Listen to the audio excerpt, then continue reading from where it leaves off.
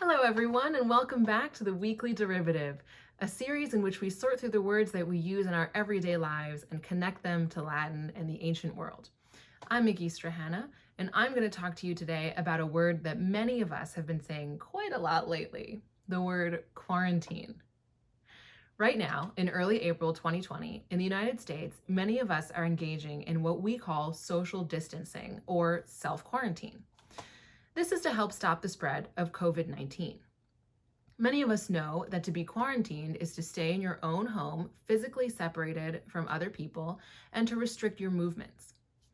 People who are self-quarantining are people who may have been exposed to a contagious disease and not know it or not show symptoms. So we know why we quarantine, but where does the word quarantine come from? Well, in the 1300s, over 700 years ago, the bubonic plague, also known as the Black Plague, was spreading through Europe and wiping out huge portions of the population. So, in response, to prevent the spread of infection, Venice, which was at the time an extremely powerful maritime republic, passed a law saying that any ships arriving from affected regions had to stay offshore for 30 giorni, 30 days, a phrase that eventually got abbreviated to un trentino. This word Trentino is Italian and comes to us from the Latin word triginta, which means 30.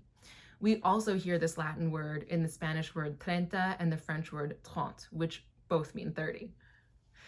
Over time, many other cities in Europe adopted similar rules, and the separation period also changed from 30 days to 40 days, from 30 giorni to 40 giorni. The Italian word quaranta comes from the Latin word quadraginta, which means 40. And again, we see that Latin word in Spanish with the word cuarenta and the French word quarante, which both mean 40. Over time, the phrase 40 giorni was abbreviated to un quarantino, from which we get our English word quarantine.